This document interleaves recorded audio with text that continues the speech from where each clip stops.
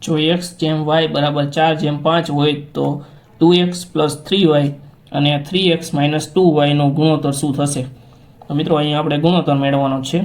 તો સૌપ્રથમ આપણે લખી નાખશું x જેમ y. તો x જેમ y આપણને આપેલું છે 4 જેમ 5. તો x જેમ y ની કિંમત આપણે આ બંને ગુણોત્તરમાં મૂકશું.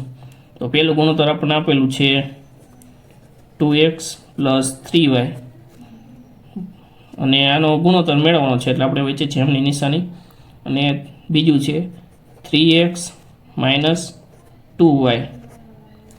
તો હવે આપણે એક્સમાં એક્સની કિંમત મૂકી દઈશું અને વાય આપેલું છે ત્યાં આપણે વાયની કિંમત મૂકી દઈશું. તો અહીં 2 અને કૌંસમાં એક્સની કિંમત આપેલી છે આપણને 4 પ્લસ 3 કૌંસમાં વાય એટલે વાયની કિંમત આપણને આપેલી છે 5. અહીં જેમનું જેમ પછી અહીંયા 3 એક્સની કિંમત 4 માઇનસ 2 અને વાયની કિંમત 5. તો હવે આનું આપણે સાદું રૂપ આપશું. તો જ્યારે આવી રીતના કૌંસની બહાર રકમ આપેલી હોય ત્યારે તે હંમેશા ગુણાકારના સંબંધમાં હોય.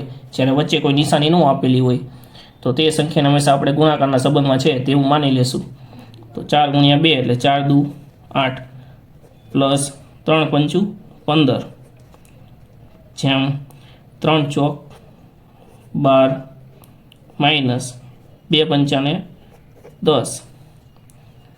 તો હવે 15 ને પ્લસ 8 તો 15 ને 8 થશે 23.